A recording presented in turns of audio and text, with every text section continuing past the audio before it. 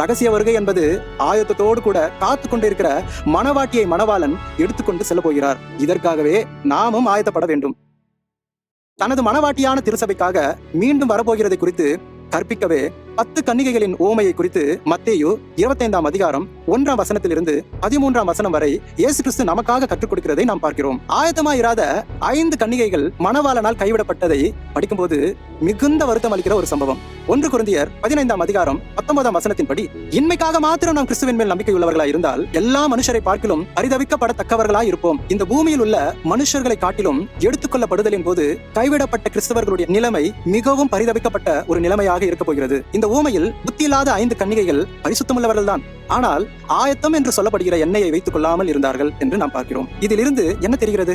நாம் பரிசுத்தமாய் இருக்கிறோம், நீதிமானாக்கப்பட்டு விட்டோம், நாம் நல்லவர்கள் என்று சொன்னால் மட்டும் போதாது, ஆயத்தம் என்பது அவசியம் என்று இந்த ஊமையின் மூலம் இயேசு கிறிஸ்து கற்பிக்கிறதை நாம் பார்க்கிறோம். எபிரேயர் 9ஆம் அதிகாரம் 28ஆம் வசனம் சொல்லுகிறபடி, கிறிஸ்துவும் அநேகருடைய பாவங்களை சுமந்து தீர்க்கும்படிக்கு ஒரே தரம் பலியிடப்பட்டு தமக்காக காத்துக் கொண்டிருக்கிறவர்களுக்கு ரட்சிப்பை அருளும்படி 2ஆம் தரம் பாவமில்லாமல் தரிசனமாவார் என்று கூறுகிறது. சரி, ஆயத்தம் என்பது என்ன? யூத கலாச்சாரத்தின்படி மணவாளன் ஒரு ஸ்தலத்தை ஆயத்தப்படுத்திவிட்டு பெண் வீட்டாருக்கு எதுவும் சொல்லாமல் வந்து மணவாட்டியை அழைத்து செல்வார். மணவாட்டியும் என் மணவாளன் எப்பொழுது வருவார் என்று ஆவலோடும் ஏக்கத்தோடும் காத்துக் கொண்டிருக்கிறதை நாம் பார்க்கிறோம்.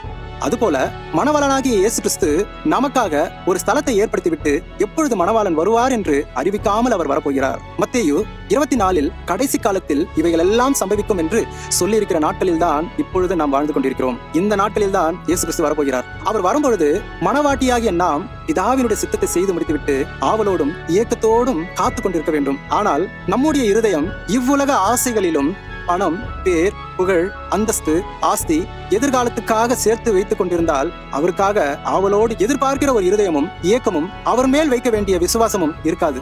நம்முடைய இருதயத்தை கொஞ்சம் ஆராய்ந்து பார்ப்போம்.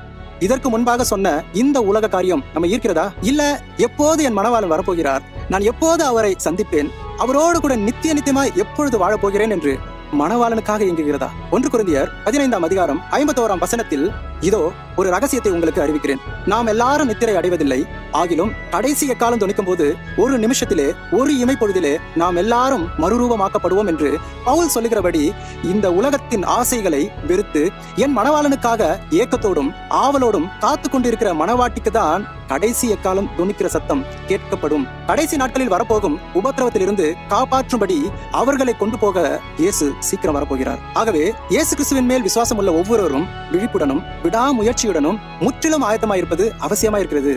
இந்த ஆயத்தம் என்பதை கடைசி நேரத்தில் யாரிடமும் கேட்டு வாங்க முடியாது. எனவே ஆயத்தமாவோம், ஒரு கூட்டத்தை ஆயத்தப்படுத்துவோம். மாரநாதா.